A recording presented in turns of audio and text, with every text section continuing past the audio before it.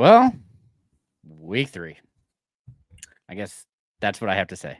Yeah. Didn't even want to get up today, but just how it goes. And of course, now Derwin James suspended a game. I didn't even see that. Yep, for Jeez. I guess attacking other players, or not following NFL rules for protection of other players, which I guess somewhat. He always seems to get called for the random bad hits, but yeah, tough week. Already, man, it's depressing out there. It is. It is. Hey, Juwan Jennings, everyone started him, and I think he has more fantasy points than he had all of last year in yesterday's game. Pretty close to it. I think he was 3 shy of all of last year is what I think it was, but it's fantasy football. It's impressive. And why do we even try to analyze things? It's like, geez. And now Brock Purdy is hurt too. So, geez, I'm missing all the news. Yeah, it's tough. It's not ideal. Sorry for everybody who this is your first year playing fantasy. Again, repeating last year, it seems like it's just rough. Yeah. All right. Any case, injuries are still happening. Good news is, if you have a bad quarterback, more and more just seem to be popping up that are fantasy options for you. Some turned into pumpkins. Some, you're really hit or miss at this point, which kind of seems like quarterback position. And it's rough. Stars we thought, like Anthony Richardson, kind of falling back to earth. He's not rushing. Yeah, it's bad. And it hurts you. It's so bad. Yeah. So if you are one of the people that have Anthony Richardson, besides crying in the shower, a quarterback that I think you could actually play, Geno Smith, currently the quarterback 9. Granted, we have 2 games tonight, including 4 teams, so it could drop. And of course, I am going to take all the blame. I started him this week, and of course, it's his worst week in fantasy yet. Week 1 put up 18.8 fantasy points. Week 2, 17.9, and this week 13.4. I'm sorry. That's what that comes down to. I feel bad. I can't help myself. And talking about things that we weren't sure of, Sam Darnold, 22.6% rostered, is a real thing. I know he's also hurt, but he's currently on the year QB2. This was his best week in fantasy. That's crazy. Week 1, 15.6 fantasy points. Week 2, 20.9 fantasy points. And this past week, 23.2 fantasy points. And he's doing it without Addison, and somehow Jalen Naylor is scoring touchdowns. So makes me look somewhat smart, right? We saw him out there. That gave us a point. His MRI did come back clean. It's just a bruise on his knee, so he should be good this week. Well, and he came back into the game after it happened. So I wasn't too worried, but I am putting it out there as a PSA because weird things have happened. They say Justin Herbert's potentially going to play this week too, and I'm just like, do you want him to? Yeah. Re-aggravate a high ankle? That doesn't sound like a good idea. Against the Chiefs, who have a really good rush and potentially without Slater or Alt, that sounds like a horrible idea. But I also am not a head coach or GM. Just doesn't seem like a good idea to me. Yeah. So my options. Now on to you, Mike. Do you have somebody that you like? One of these I'm really excited for, but yeah, I like Geno a lot. I know you mentioned him. I just wanted to touch on that. Like he's had a couple games last year too. Like if you watch him play, he plays so much better then you see his numbers. Like, oh, that's disappointing. But he plays a lot better, and just like things don't sometimes go his way. So I like that a lot. But Justin Fields, I don't, 3-0 Justin Fields and Sam Darnold 3-0. Like I don't see these. I don't see the Steelers going away from him. This is the offense. He put up a good week, 19.4 points, and didn't even really rush. Like he had a rushing touchdown, but only 6 yards, I believe, on the ground, or very little yards on the ground. Or maybe it was a little bit more than that. But we know what he's capable of. He's capable of rushing for 1,000 yards. They are going to run him. He has a lot of designed runs. I think after the first couple weeks, it was like the most, over a 2-game span in his career.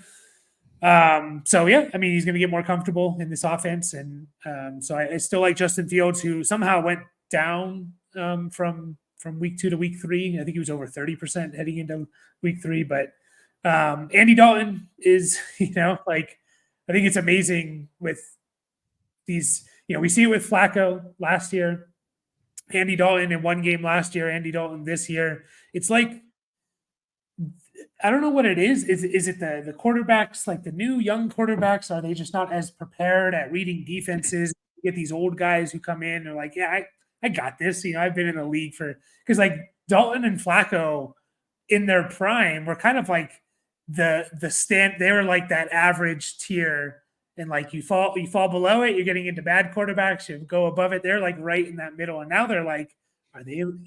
Is Joe Flacco a top 5 quarterback last year? Is Andy Dalton going to be a top 5 quarterback? So he looks good. He looks good, and I think that, like you said, it's him knowing the offense, seeing the play, and just immediately making a decision. He's like, okay, I know this guy's going to get open. I'm going to hit him in stride, and it's going to be fine. They said his like average release or holding the football was 2 seconds, which I was like 2.04, which is extremely fast for a quarterback. Yeah. And that was the issue for Bryce, is that he was just holding on to it for too long and not making that decision. He wasn't decisive on it. I mean, we saw the boost to both Deontay Johnson and Chuba Hubbard this week with Dalton under center. It's because he knows what he wants and goes for it. Yeah, I mean, even Miles Sanders had a touchdown, and the defense played good, and the offensive line was blocking, and Thielen caught a touchdown and got hurt. Unfortunately, he's going to miss time. But it's like what makes it difficult for the defensive looks are like seem to be very difficult for these young quarterbacks, and these veteran guys come in and be like, this is fine. This is not what's difficult for me. So I would pick him up. I really would. I started him in a super flex league, so especially for super flex. And then Bo Nix, I'm not sure what his roster percentage is. I kind of added this late, but he's QB 16 on the year. He has 0 passing touchdowns and 4 interceptions. He does have 2 rushing touchdowns, but he's averaging over 35 rushing yards a game. And he has, again, 2 rushing touchdowns. So like he looked better last week, just looked in command of the offense, and they won the first game, and maybe he gets some confidence. And rookie quarterback, they got to take a few games to kind of get their feet under him. And what if he throws for 200, rushes for 30, and a touchdown? Right, you're looking at a pretty decent play each week. So I think maybe in deeper leagues, Bo Nix might not be a bad option. Yeah, there you go, less than 10%, so 9.5%. So, and I agree, he looked very good this week. Don't know if it's him or who he played, but I mean, looking at your options, it's hard not to love Andy Dalton. I mean, that him and Deontay Johnson, I know Thielen went out, but that first drive they looked in sync, and then Johnson comes in and they just continue to rifle through it. So yeah, I mean, until they go back to young, it's going to be those 2 options. I really like Dalton. Don't think you go wrong with really any of these players this week. Well, I think until they stop winning, they don't go back to young. Well, they aren't shutting it down. That's like the one thing I was like, you're really not. I mean, Dalton 1 week gave you a win. Yeah. Just look how much better. And it wasn't just, it was everything: defense, offensive line, and offensive line. Like a lot of that is fault, sacks and pressure. A lot of that falls on the quarterback, a lot more than we think and we know as like an average fan. So, I don't see how you can. I know they have to announce it each week, but I don't see how you can go back to Bryce Young unless Dalton starts turning back into a pumpkin. Yeah, I mean, more tomato. We're going. Yeah. I shouldn't even say that, because like he was a solid quarterback in his days. Like I shouldn't even. Like even with the turnovers, but they said, I mean, he's the first quarterback this year to throw for over 300 yards and 3 touchdowns. It's so crazy. Unbelievable. It's nuts. I don't understand it. All right. Quarterback. We'll get off quarterback, moving to running back. Again, bringing up the name, Justice Hill, 11.3% rostered. Like, I just, in the important games, Justice Hill is seeing like they need to be neutral or losing, and Justice Hill is seeing the usage. This past week, granted, he still spells Henry, but when it comes to the important touches, it's going to Hill when they're losing. I mean, granted, they got really lucky with Henry and being up, because that was not how I saw that game going whatsoever. But he's currently the RB 32 on the year. Like, I know that's not anything massive, but he is putting up solid numbers. And the other guy, Bucking Irving, is 33.9% rostered. I really like how he looks. I mean, he on the ground, he's significantly better than Rashad White. But White is still getting the use in the passing game. If White goes down, Irving looks like a top 10 running back to me. With the usage and how they could use him, the upside is just plastered right there. And I mean, really watching that game, I was like, I'm impressed. Mostly I was shocked by Baker's total collapse, but it was impressive how they used him. And they just came out and said they're going to be giving him more touches, right? So yeah, I think that was reported earlier this morning. Todd Bowles mentioned that. So with Rashad White, it's like this was slightly my fear of just like, is he actually that good running the ball? And now you got 3 years, 2 years and 3-game sample size of 3.5 yards per carry, 3.6 yards per carry, now 2.1. So I like how Bucky looks for sure.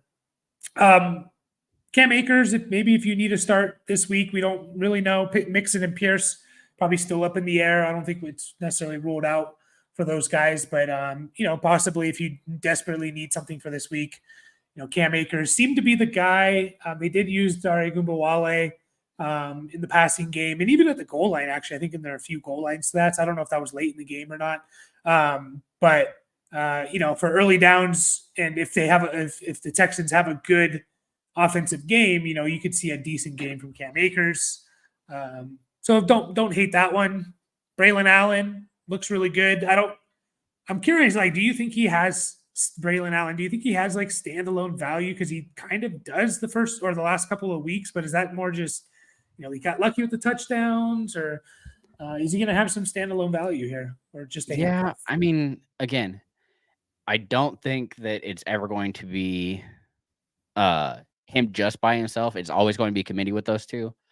But he looks really explosive when he's out there. I mean, Hall is still getting the more usage. It's just Braylon, clearly got that big run for a touchdown. I guess he could be a flex, especially when we get to the massive bye weeks. Yeah. Potentially be somebody that moves on and has a good week for you. Yeah. Especially if you have like a plus matchup or something, which, I think he needs to be rostered though, because obviously if Breece Hall goes down, he's going to be really, really good. Cordell Patterson, Jalen Warren got hurt again. Najee Harris, I guess, was like in a sling or something, was reported this morning. So you could see some more usage. They're already kind of using Patterson as like a slot receiver. So now you could see a couple targets, 10 carries, especially if just one of those guys are out. So it sounds like you're going to have Warren miss time. I don't know about Najee yet, but he could be a kind of a flyer in a deep league there. Roshan Johnson is just DeAndre Swift looks horrendous. Like he looks really bad running the ball, and I don't know how much longer, especially with Caleb. And they need to take the load off of Caleb a little bit. They can't throw the ball almost 60 times. Like they need to get a run game going, and it's not working with Swift, or it hasn't yet. I don't know if that's Swift or the offensive line or both, whatever. But I think Roshan kind of seemed like the next guy up. Like he took over for was it Travis Homer, because Homer got put on the IR. So Roshan took over like that 2-minute drill, third down stuff, and he seemed like to be possibly next in line in the early downs. I know Khalil Herbert was mixed in there too at the goal line, so could be just a mess. But I don't mind maybe stashing if you. It's a mess. It is a mess. If you play in deeper leagues, though, maybe stashing one of those guys, because like it's just not happening with Swift. I don't know how much longer they keep trying to make that work. They keep using Khalil Herbert as the goal line back, and I don't understand that at all. That doesn't make any kind of sense. When Roshan's the biggest guy in the backfield, and he was the one who was getting the most yards out of the backfield. But he also looks like the one who is the most breakable. I mean, I always feel like Johnson continues to get hurt. Granted, I know it's only been, 2 years? It's his second year, yeah. It's his second year now. He was a rookie last year. Yeah, and he missed, I think, the first week because of an injury, and then... Something like that. Yeah. Like, when you have that, you don't want him to be the one that you're pushing through the pile. And you'd rather get rid of the guy who you're not going to have him, so might as well run him through there and hope for the best. And if you're not going Swift, you just paid, you're not going to do that either. Mm-hmm. Yeah. I wish they would give Roshan a little bit more. I just want to see him with 20 touches in a game because I liked him coming out of college, but he got nothing in the first half, and then he was the hot hand in the second half. So it's really going to be by committee for sure, but it's going to be whoever has the hot hand, I think. Yeah. Yeah. And then, the handcuffs we always like to mention kind of elevated Braylon Allen. He's no longer just I wanted to mention him separately, but Tank Bigsby, Ray Davis, couple of handcuffs there. I'm sure there's a couple more out there, but those are the two that kind of come to mind with, that I think they could be pretty good if the starter goes down, and everyone will be fighting for him in the in fab or waiver order. Yeah. I mean, Davis looks like the clear back behind Cook, and then Bigsby they want to use, but I'm not sure if he's injured this week, but he was injured last week. Kind of see how that works. Right. They're playing now, right? So I guess we'll see. Yeah. Yeah, they're playing now, so we'll see. Yeah. Buffalo already up. Well, they started with Paul. So we kind of talked about this a little bit. Is Jalen Warren a drop? Well, the thing is, I don't know if it's due to the injury or not. Right. I mean, because I was thinking yes, and then I realized that he's injured, and it's like, well, maybe not, because last week it seemed like he was overtaking Najee. He's had more snaps and was out there more, and then this week it fell back to Harris. Yeah, but depends on how big your leagues are and stuff. I generally play in a little bit deeper league, so I'd probably be holding on to him. But if you play in any shallow leagues, 10 team, 12 team, or short benches or no IR spot, and you can't, hold him for a week because he's not going to play for a week or two, then I think I'm just going to move on from him. Always depends on who's out there. Yeah. Mostert's out there. Do you drop Mostert or do you pick up Mostert or do you pick up Warren? Yeah, I'd probably just grab Mostert, even though Miami just looks like a mess as well, right? But I'd probably pick Mostert up. I mean, I don't even know what the injury update on him is, but I don't know. Do you drop Warren for a Bucky Irving? Would you do that for Justice Hill? I mean, that's just it. I don't think I could. Yeah. Yeah. Yeah. So just throw him in. Granted, you're probably going to have to wait. Yeah. If he gets the designation, then yes. Yeah. But... Or if you could put out players on IR. I know some leagues do that. So, it makes it a little bit more manageable because you can stick them on there on Sunday morning and pick someone else up. Yeah. I don't mind dropping him if there's someone better out there. He's not a must hold in my opinion. Oh, one other name for handcuffs, Tyrone Tracy. Oh yeah. Yeah. It's a good one. He came back. He had some good usage, looked pretty solid. Pretty much ate into Singletary, which was frustrating. So, sorry. I was just thinking about names. Another one I forgot. I actually meant to write this, and he might have standalone value himself, is Emmanuel Wilson. Who has looked really good for Green Bay. And again, LaFleur loves using multiple running backs. We talk about this all the time. He used who is it, Dion Lewis when he had a prime Derrick Henry, right? I couldn't have messed up that running back name. He's one of those New England running backs that went to Tennessee. But anyways, Emmanuel Wilson looks good. They might use him kind of like in that A.J. Dillon role and a little bit, at least he might be getting 10 carries a game. I wouldn't be surprised. So he could have standalone value in desperation flex time. Yeah. All right. We'll leave running back alone. moving to wide receiver. And I'm going to bring up a name that's been quietly doing some work. Darnell Mooney, 44.5% rostered. He's running a ton of routes, man. He's on the field a lot for that offense. Cousins starts to look better. Drake London looking good. Kyle Pitts hasn't done anything yet, but if these three really start moving, it will be impressive to see this offense really have to hum in any games that they have to move the ball. So a lot of opportunity for him, and that's one of the things I love about him. Similar to the guy that, again, talked about it earlier. Going to talk about it again from last week. Jalen Naylor, 7.5% rostered. He's just, again, available. And I know Addison is potentially going to be back this week. We'll see. But with Justin Jefferson, he's just been a solid number 2. And again, we don't have that third passing option really with Addison out, and this could easily roll into that. TJ Hawkinson's also going to be out for another 2 weeks, 2 or 3 weeks. At least, yeah. Yeah.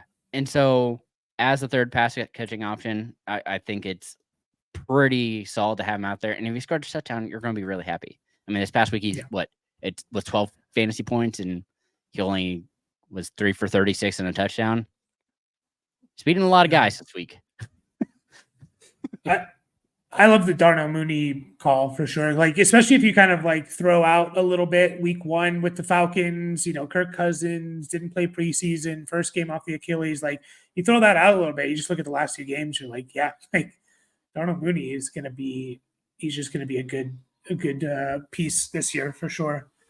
I mean, you got to mention Juwan Jennings, right? Like, don't even really need to explain anything, but as long as Kittle and it would be interesting. Like, do you feel confident starting him if either Kittle or Debo's back, and one of them's still out and the other one's there? Do you still want to start Juwan Jennings, or is it kind of like I need both of those guys out to want to start him? I mean, I'm fine with either of them coming back because I think that him being healthy is his best attribute right now. Knows the offense, can play anywhere, and you see how they. I mean, I think this week he kind of got lucky because I think also Ayuk having held out is just not on the same page. And if we move into a backup quarterback, Juwan Jennings was probably already running with that guy and has familiarity. And it's going to be like, hey, I know this. Let's just give it to him. So it could be potential, but yeah, I mean, this is a massive week for him. And a lot of upside, but it was also a lot of risk. And when Debo was out, he became one of my favorite starts this week. Yeah, it'd be interesting. I'd be careful, trying to chase. Always be careful trying to chase that major week. But yeah, it's you got to pick him up at least. So Wan'Dale Robinson, I think, is this like a sneaky PPR ad here. He's actually wide receiver 32 in PPR. So like if you play in 3 wide receiver leagues, like he's technically a starter. 7 for 61 week 3, 6 for 44 in week 1. He caught a touchdown in week 2, so he's giving you numbers each week. Again, limited upside. He's only out there on 3 wide receiver sets, so that's going to limit his upside. And it's a PPR thing, but if this offense gets something moving a little bit, and he just kind of works over the middle and moves the chains type of thing, like it could be something there during bye weeks. And on top of that, Slayton is potentially going to be out. He is dealing with an injury, and Robinson, when he is out there, is being targeted more than, anybody else, pretty much, except for Neighbors, which makes sense because Neighbors looks really good. Yeah, he looks awesome. Quentin Johnston, like I'm still skeptical. Maybe it's the Chargers fan in me, but dude's he's wide receiver 16 overall. Like 22 points last week, 12.5 this week. Josh Palmer with the injury. Obviously maybe Herbert doesn't play. I don't imagine Herbert's out more than 1 game because they have a bye week in week 5. So I imagine at the latest he's back in week 6. So they need someone to catch passes, and maybe it's going to be Quentin Johnson. Now it was a busted play, right? That he got it was a busted play where he caught the touchdown this week. So that works for you, but still, like he's doing something at least. We got to be a little bit optimistic, I guess. And then Xavier Leggett, I know there's a different pronunciation out there, if it's Leggett or Leggett, but I know it as Leggett. With the Thielen injury and Dalton, lighten it up. Like, I'm always intrigued by rookies. I think he had a couple catches, a 35-yard catch in yesterday's game. So, like if we take the approach with rookies, normally it takes them, 3, 4, 5 weeks to get going. And now you have a competent quarterback. Like I can see him becoming something for sure. Xavier Leggett. Well, and in his first week, he actually had a pretty solid week. So his snaps went down in week 2, and then that's a perfect segue, Mike, into the question here. I was going to bring up anyway, so that kind of works out. Yeah, this one's tough because there's just so many receivers that they're rotating, like Shakir, Curtis Samuel. They like guys like MVS and Mac Hollins because they fill a role for the team, in terms of being that, an X receiver that can stretch the field or run block or whatever. If he doesn't do much today, I'm okay with moving on from Keon Coleman. If you need like that spot, I would, but I'm also wasn't the biggest Keon Coleman fan to begin with, so that could be a little biased. I'm curious what you think, Jason. Yeah, I mean, so week 1 was his best week, and it seems like when they need to throw, he'll be useful. But until that happens again, it looks like it's Shakir. Like, I mean, based on already tonight, Shakir's 3 for 3 for 29 yards. Kincaid finally scored, but then it's Curtis Samuel, MVS, Ty Johnson. Like, hasn't even seen a target yet. Yeah.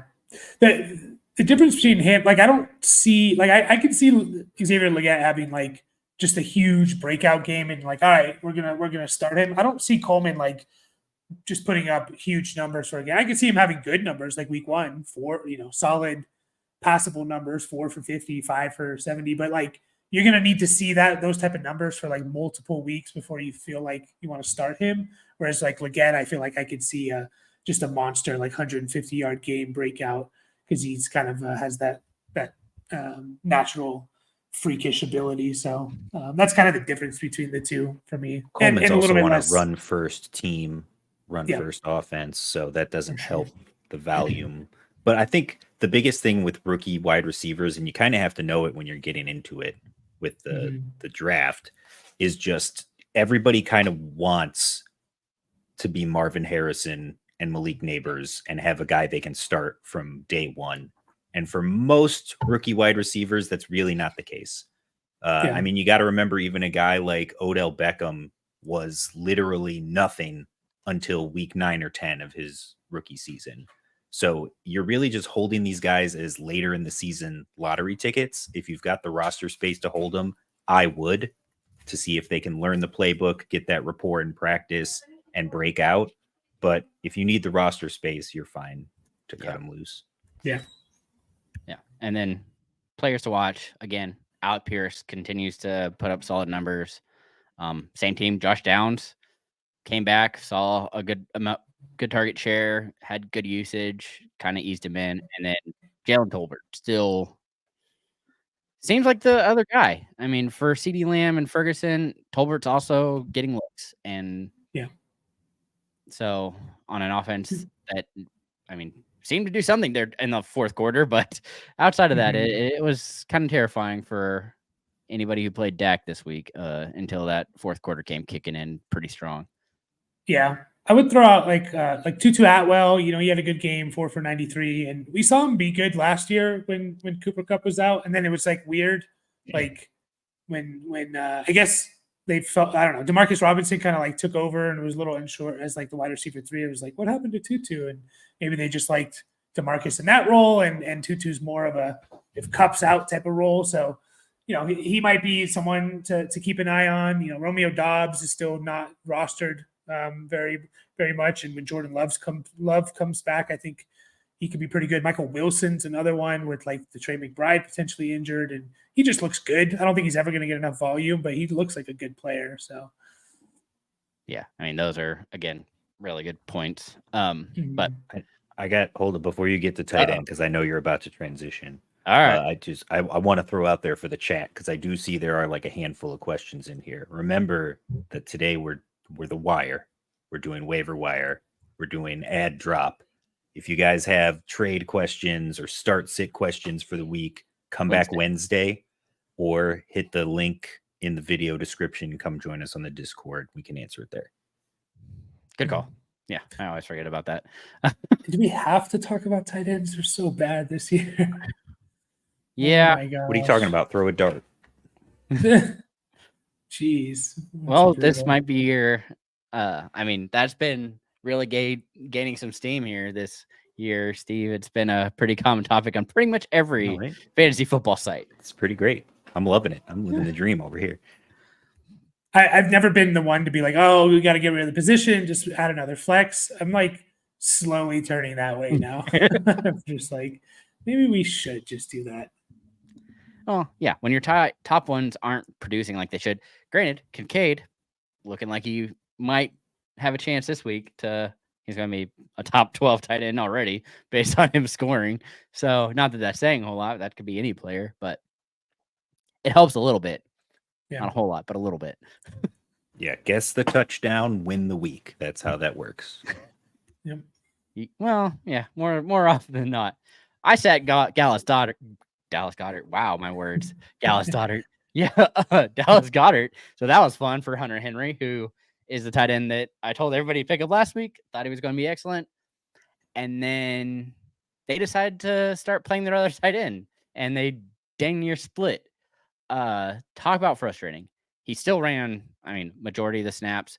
Both of them almost ran more snaps than the wide receivers, or played more snaps than the wide receivers. But I still think there's an opportunity here. I'm 48.9% rostered. I'm sure it's going to be a big drop off here when people hate drop him tomorrow, Wednesday. But again, if you're looking at people, you're running that amount of routes and playing that much, it's going to happen eventually. Same thing with the next guy. Foster Moreau, still widely available, 1.7% rostered. They have to get rid of it. Foster Moreau seems to be the one that is out there the most, gives a lot of opportunity.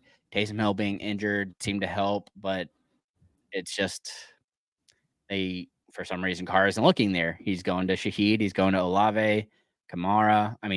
It's all of those. And so that takes away from your pass catching options and the potential for Foster Moreau, even though he does have that rapport with him. So it's interesting to see, but don't love any of it. Yeah, it's tough. Tyler Conklin with the big game, we kind of threw him out there when we were doing the 32 and 32. Like he's kind of the epitome of like the streamer tight end, but maybe he's going to be a little bit more this year. He had a big game. They have Lazard, they have Garrett Wilson, Brees, they have a lot of weapons. So but he could be that consistent second or third option for them, I think. So I think he might be worth an add. Zach Ertz, we'll see what he does tonight, but he had 4 for 62 in week 2. He's out there all the time, running routes, and that's kind of half the battle for tight ends and predicting that touchdown and things like that. And then Cole Kmet, a lot of people were disappointed, myself included. He went off, obviously. He seems to, the first week, and, this is why I was kind of fading him, is he played less than 50% of the snaps, and Gerald Everett was playing a lot. They've seemed to go away from that. Cole Kmet's been over 75% the last 2 weeks, I believe. And as long as Keenan Allen's out, I think Cole Kmet could be a pretty good option. If Keenan Allen comes back, might be a little bit riskier, but Caleb needs that. He needs that just like safety valve, over the middle to not try and do too much and just dump it off and let the guy get, 10 yards. Yeah. That's kind of what we saw last week with Zach Ertz, right? Is Daniel's doing the same thing. He's making that decision a little quicker. And again, as the pathetic Bears fan that watched that game, every third down, it was the Cole Kmet show. It's first and second down, struggling to run the ball. 3rd and 9, throw the ball to Cole Kmet. That's basically how that went all game. So, yeah, I think when Keenan Allen is there, you're right. He's going to cut into that significantly. But Kmet finally showed up this week, and I think he's going to be a more consistent part of the offense for Williams going forward. Yeah. All right. Well, there's tight end for you. We'll move into very difficult to pick every week, it seems. The streaming defenses for this week. It looks like the Vikings are a real defense all of a sudden. Yeah. I guess 36.2% rostered. I mean, the past 2 weeks they scored 13. Their first week they put up like 26 fantasy points, and they get to play the Packers, who, granted, just totally destroyed the Titans defense this past week. But I mean, I don't think they're going to do that against Minnesota. And if Malik has to throw it, Vikings are looking pretty solid to make some havoc on him. The other option again, Chicago Bears. Talked about how good they were. Granted, this past week didn't look super. Still third best fantasy defense. Really held up by a week 1 that was pretty impressive. But they get to beat up on the Rams, who somehow were able to pull it off against the 49ers, which just blew my mind. I wasn't expecting that at all. You're welcome for that, by the way. Threw that out there on the Friday show. Well, yeah. But the Bears are the defense I was targeting in the preseason just because of the takeaways.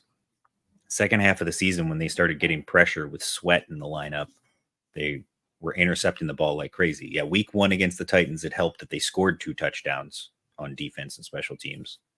But they got another interception this week, another 2 interceptions on Richardson. So Stafford, not exactly known for not turning the ball over.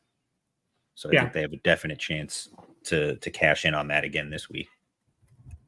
Yeah. Hopefully. Yeah, it is tough this week. I put the Colts. They had 11 points last week, and they play the Steelers. It's going to be a low scoring game, most likely. So I think I don't know how many turnovers you're going to get. It might be tough to sack Justin Fields at times, but I just think it could be pretty low scoring. Titans, I thought they were a better defense than but then Green Bay kind of lit them up a little bit. I still think they're a pretty good defense.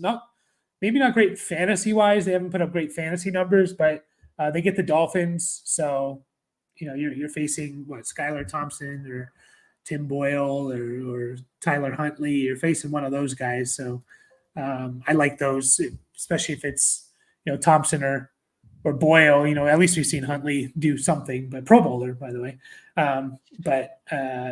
It's, face the Dolphins. I don't think that's a terrible, which is funny to say. We're 3 weeks in and we're already talking about targeting the Dolphins. That's the offense we run away from with our defense. But I think the ones you put, those 2, there's some good options out there. Yeah. I'm going to throw a wild card one at you if you're really desperate. New Orleans, who are just under 50% rostered, and they're playing Atlanta, which is a division matchup, which can be wonky. And you would think solid offense, so maybe not. But granted, they played Carolina in week 1. That helps. But they finished as the 12th rated defense against Dallas. They finished as so far, they're the 7th rated defense this week after playing Philly. And I mean, they finished as a top 12 defense the first 3 weeks of the season so far. So if they're available, they might be interesting. They've got Atlanta this week and then Kansas City on the road next week. So don't love that. But if they come out of this Atlanta, Kansas City stretch and they're still like 3-2, 4-1, man, I think we got to talk about the Saints being legit this season. Yeah. Yeah. I mean, they granted did turn in pumpkin this week. That makes me nervous for the offense as a whole, but they did something. I mean, they hung around, which they kept that a game the whole time. And that's the trouble, right? Like I can't tell with them they beat up on the Cowboys, but everybody beats up on the Cowboys. Like we kind of expected them to do this season because they didn't do anything in the offseason. And then Philly was so disappointing at the end of last year. So yes, they held them in check, but is it that the Saints are that good or that Philly is still that mediocre? It just we don't know. I think Kansas City will be the real interesting test next week. That'll be the benchmark. Yeah. But will it? I mean, that offense Yeah, it's true. isn't what I thought it was going to be this year. It's basically what it was last year when they won the Super Bowl. So Yeah, I guess. I expected them to do more. I mean, they have like Xavier Worthy, that was supposed to be this world breaker, and Travis Kelce is supposed to be something, but he isn't seeing it because Rashee Rice is the one seeing all the looks. What are you talking about? They got Juju back. They don't need to throw it to Travis Kelce. They could throw it to Juju in the end zone. Who actually ran more routes than Yeah. I don't understand it, man. Oh, there you go. See, now on your bench, you're hanging out, waiting. See, and that's all it took. Perfect. Yeah. But are you going to start him if this all he has? Are you going to start him next week? Like, no. Probably not. So, probably. But no, it's good to see for sure. You want to see it for 2 or 3 weeks in a row. But like I said, I feel for all those rookies, just as a rule of thumb, it's too early to cut bait. Yeah, usually is. Yeah, I mean, it could be something, but again, right now, he's probably more of you just sit him out and hope for the best. I mean, shoot, coming into this game, I was terrified of Christian Kirk. Dude hadn't seen anything and now has 2 targets. And Strange hasn't done anything. He had like 1 last week, something like that. Yeah, right? I mean, he doubled his looks. So we'll see. I mean, it's weird how, I mean, theoretically, I thought Strange should be eating this game up, and the Jaguars can't get out of their own way, man. I don't love it. Yeah. All right. In any case, we've given you our wire options. We're going to get out. If you haven't already, please like and subscribe. And if you want more trade help, more start sit help, just to see my movie reviews, talk about whatever, join the Discord. I mean, we're all hanging out there more often than not.